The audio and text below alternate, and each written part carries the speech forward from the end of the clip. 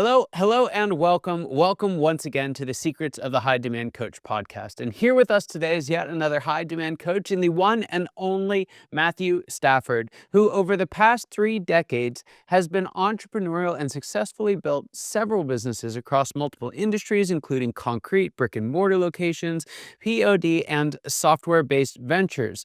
Matthew is the CEO and managing partner of Build, Grow, Scale, and an equity owner in some in-house e-commerce brands. He's got a knowledge and expertise that enable him to mentor thousands of store owners through paid e-commerce groups and live events.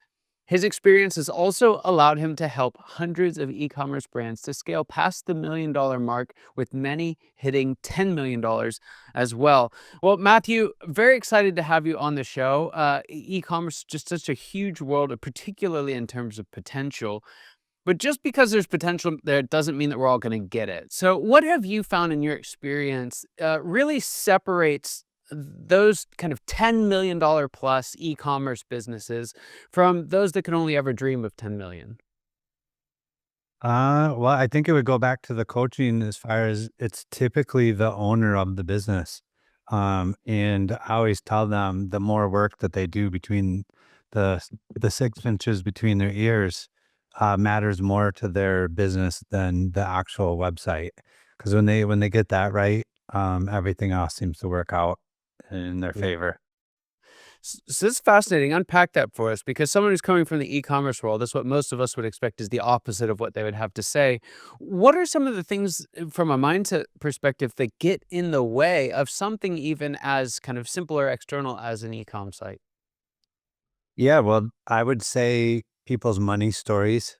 So we've had several entrepreneurs who were kind of stuck at that under $1 million mark. When they got their money stories right, um, I'd say probably this is my best student ever.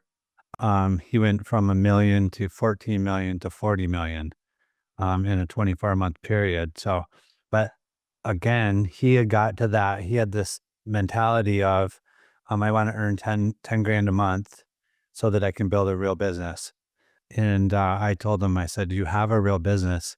But the problem is you're dealing with a money story that's holding you back. And once we dealt with that, and he was off to the races. Yeah.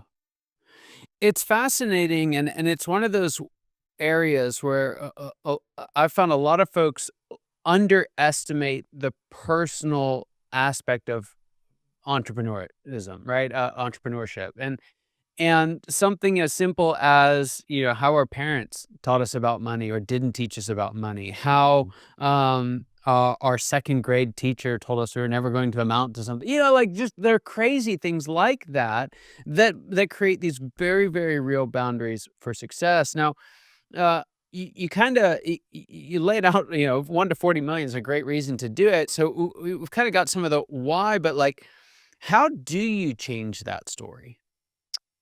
First, you have to be aware of it. Most of the time, um, people aren't even aware. Like they struggle. They say, "Oh, I'm going to make this change," but then they struggle to do that. They don't actually take the time to break down. Well, what do I believe? Who am I? Or what do I think Yeah. I deserve? And so, just asking yourself some of those questions and taking the time to think through that. I realize. I think it was. I think it was Henry Ford said, "Thinking is hard work, and that's why most Mm. people don't do it."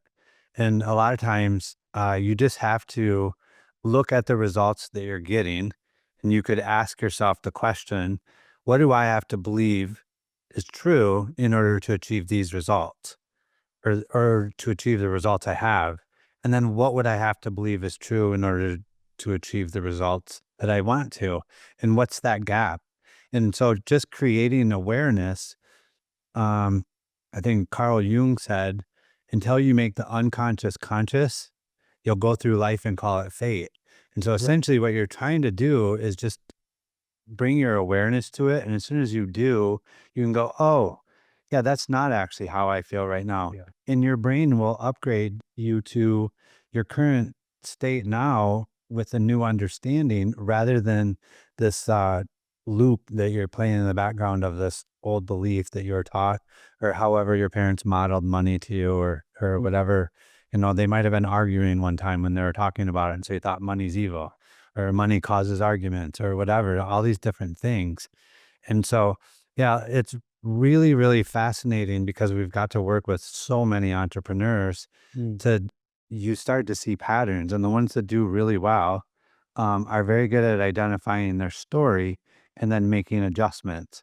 Now, change is hard, but if you can identify the story and understand what you'd have to believe in order to carry that out, it's much easier to shift.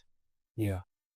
So you right in line with where I was going next. You had mentioned like one of your best students along the way. Um, in addition to being able to identify their story, what have you found has been true of those that you've been able to help the most? Right, those who have been able to take what they learned from you and actually capitalize in it. What traits do they tend to have in common?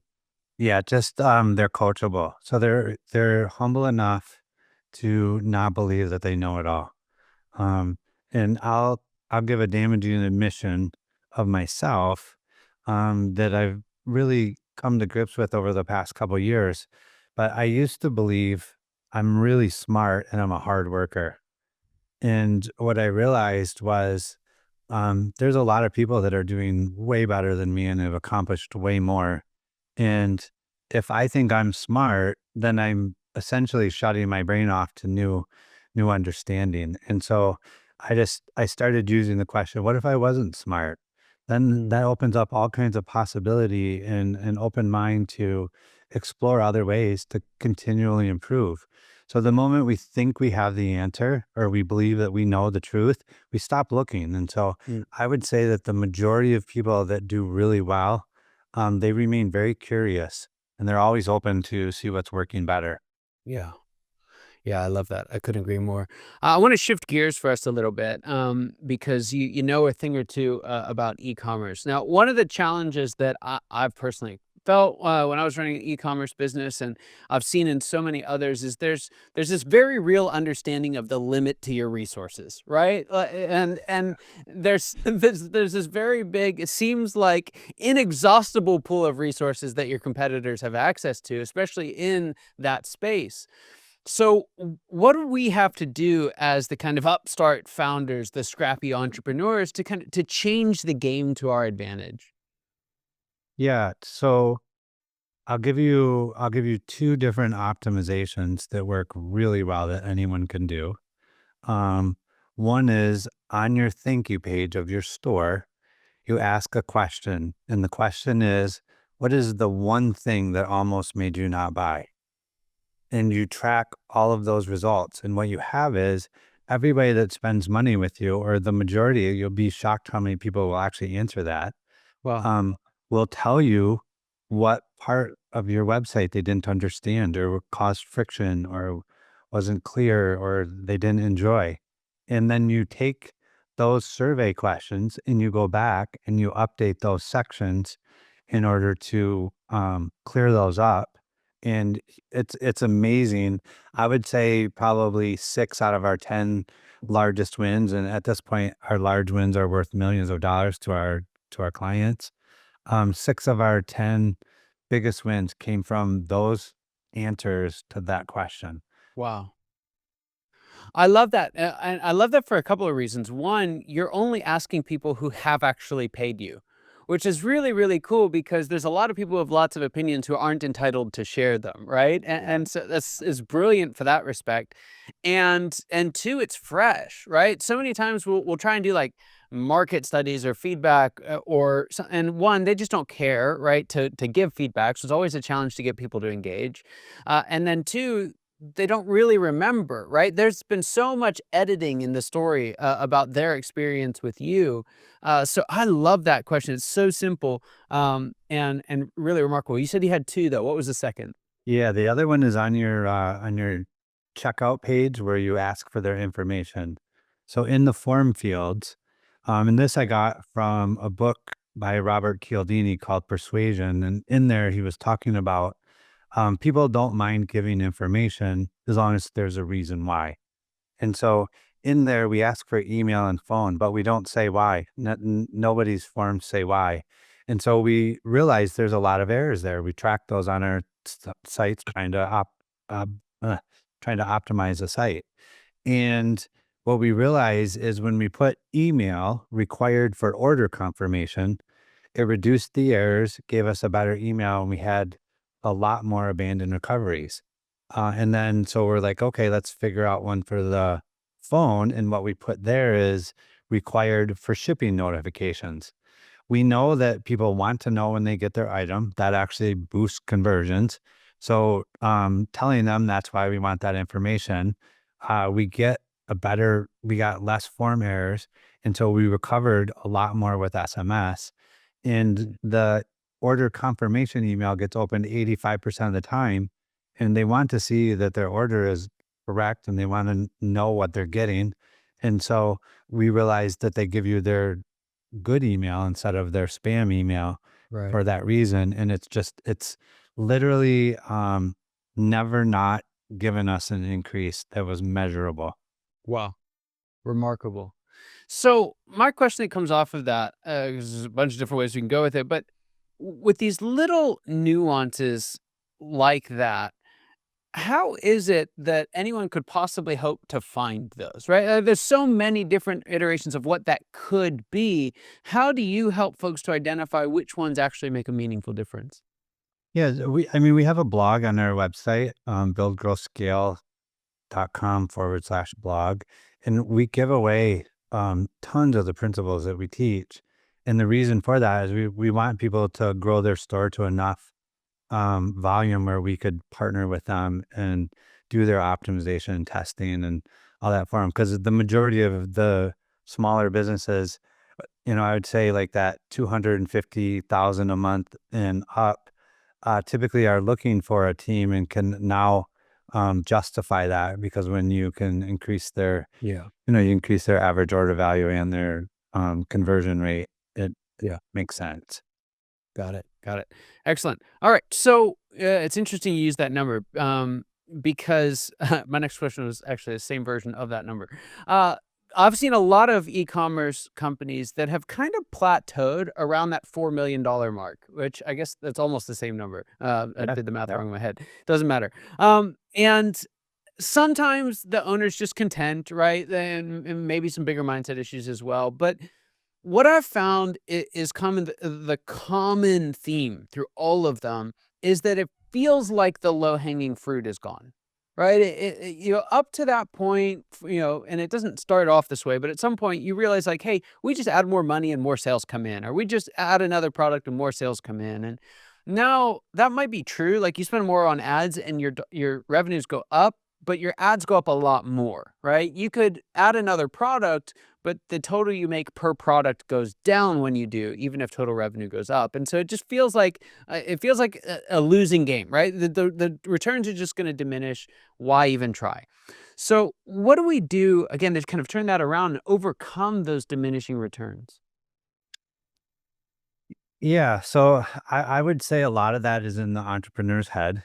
Um, yes, your margin may go down a little bit, but you have the potential for a lot more um, over time, repeat business.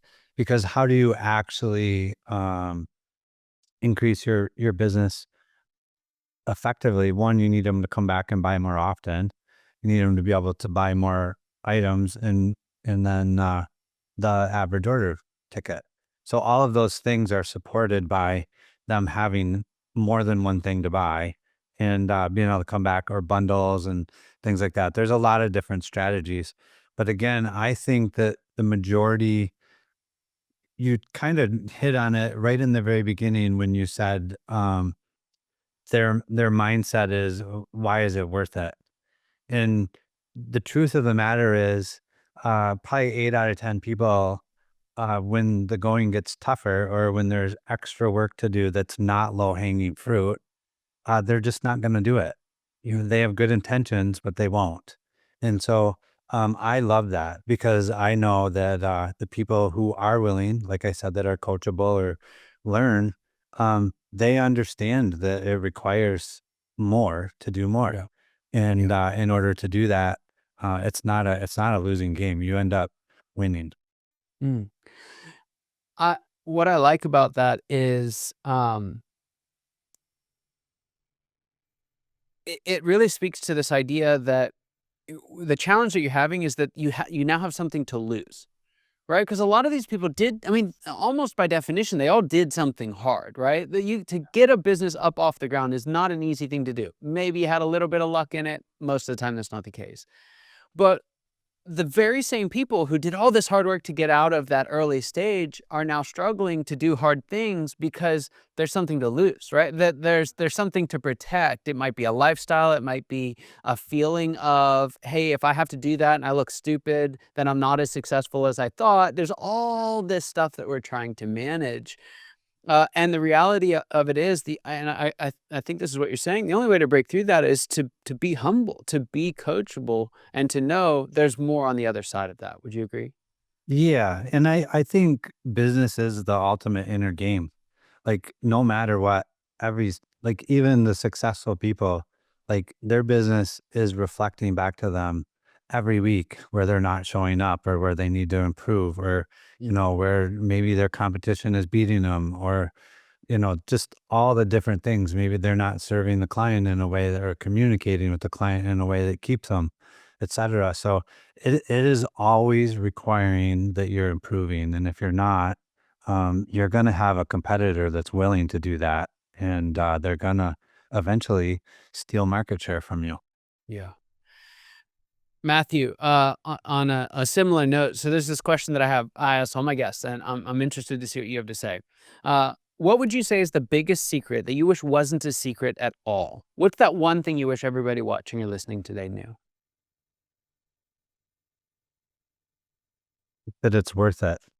So many times we let fear of different things, like what are they gonna think of me, or are they gonna make fun of me, or my friend's gonna pull me back into the pot, but that it's worth it. Like, learning how to do hard things and do it consistently, sets you up for success in a lot more areas of life than just business. So it's worth it. That's good. Matthew, there's some folks listening, and they're tipping into that territory where they really do need to optimize. They've got an e-commerce site, and they're ready for more. They need someone who can help show them the way. Tell us a little bit about the work you do and where they can find more out about you. Yeah. So we have our business is buildgrowscale.com. And what we do is we help take people from the build phase all the way through scaling. And you can go to our website at buildgrowscale.com and look at the different ways that we can help you. There's a lot of free resources as well. And if you want to get a hold of us, you can either hit a contact form in there or just email me at matt@buildgrowscale.com and I read all my emails. Fantastic. Matt, thanks so much for being on the show. It's just a privilege and honor having you here. It's fascinating, fascinating insights. I absolutely loved it. For those of you watching and listening, your time and attention mean the world to us. I hope you got as much out of this conversation as I know I did, and I cannot wait to see you next time. Take care.